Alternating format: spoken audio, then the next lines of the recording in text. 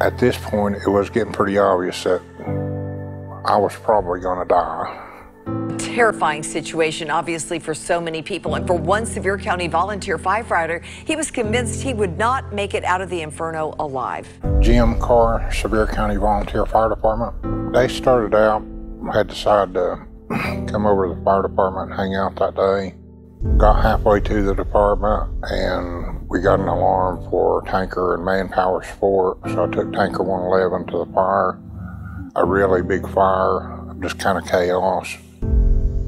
The fire had circled back with a wind change, didn't have an air pack, didn't have a mask.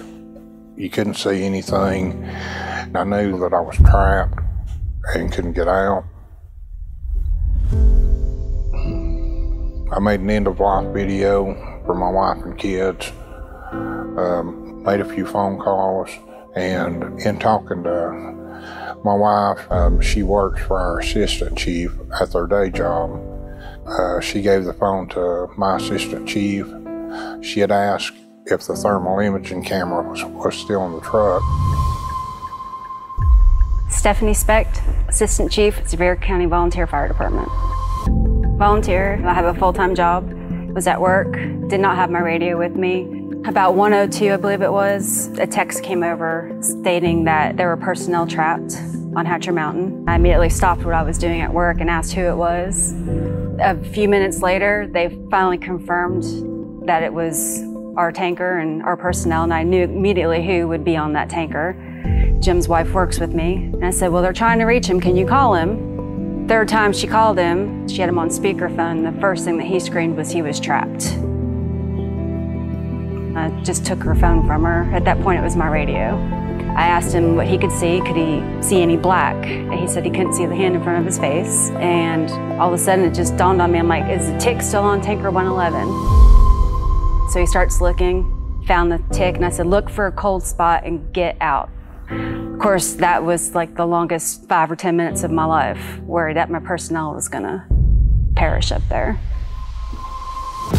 So I started feeling around the truck, ended up finding the thermal imaging camera and powered it up, and I started getting images of where I was.